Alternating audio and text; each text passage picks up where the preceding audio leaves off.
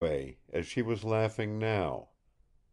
Jolly Roger was seated at the table, and Nada stood behind him, her face flushed joyously at the wonderful privilege of pouring his coffee. And then she sat down, and Jolly Roger gave her the nicest of the partridge breasts, and tried hard to keep his eyes calm and quiet as he looked at the adorable sweetness of her across the table from him. To Nada there was nothing of shame in what lay behind the happiness in the violet radiance of her eyes. Jolly Roger had brought to her the only happiness that had ever come into her life. Next to her God, which Jed Hawkins and his witch woman had not destroyed within her, she thought of this stranger who for 3 months had been hiding in Indian Tom's cabin. And, like Peter, she loved him. The innocence of it lay naked in her eyes. "Nada," said Jolly Roger, "you're 17. Going on 18," she corrected quickly. "I was 17 2 weeks ago." The quick, undefined little note of eagerness in her voice made his heart thump. He nodded and smiled.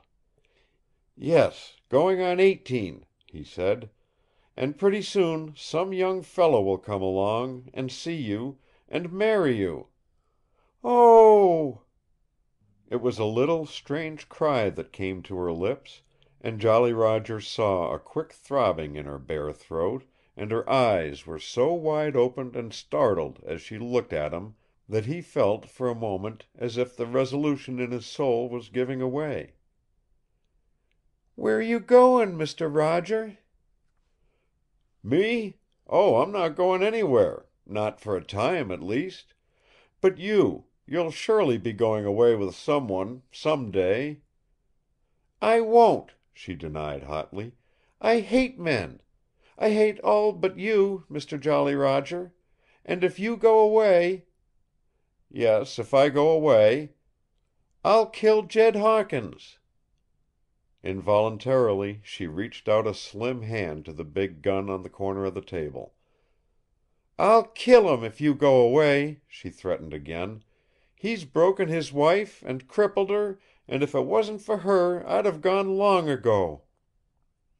But I've promised, and I'm going to stay until something happens. And if you go now—" At the choking throb in her throat and the sudden quiver that came to her lips, Jolly Roger jumped up for the coffee pot, though his cup was still half full.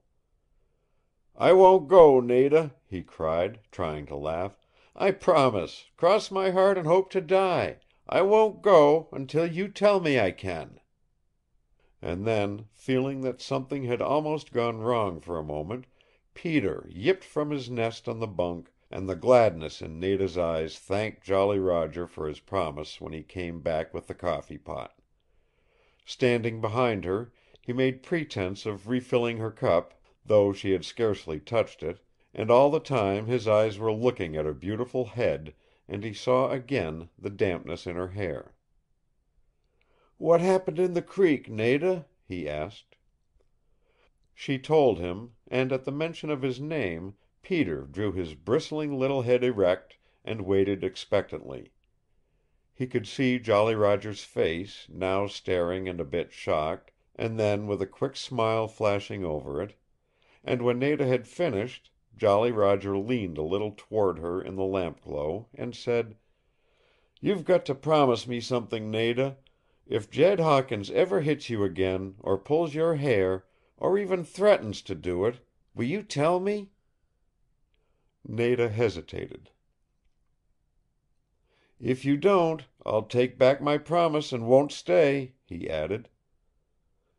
"Then I'll promise," she said.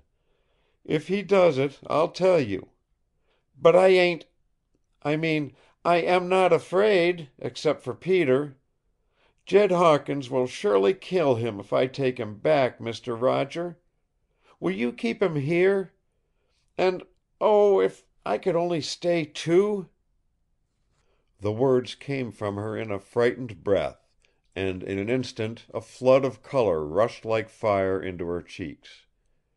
But Jolly Roger turned again to the stove, and made as if he had not seen the blush or heard her last words, so that the shame of her embarrassment was gone as quickly as it had come. "Yes, I'll keep Peter," he said over his shoulder. And in his heart another voice which she could not hear was crying, "And I'd give my life if I could keep you." Devouring his bits of partridge breast, Peter watched Jolly Roger and Nada out of the corner of his eye as they left the cabin half an hour later. It was dark when they went, and Jolly Roger closed only the mosquito screen, leaving the door wide open, and Peter could hear their footsteps disappearing slowly into the deep gloom of the forest. It was a little before moonrise, and under the spruce and cedar and thick balsam the world was like a black pit. It was very still, and except for the soft tread of their own feet and the musical ripple of water in the creek, there was scarcely a sound in this first hour of the night.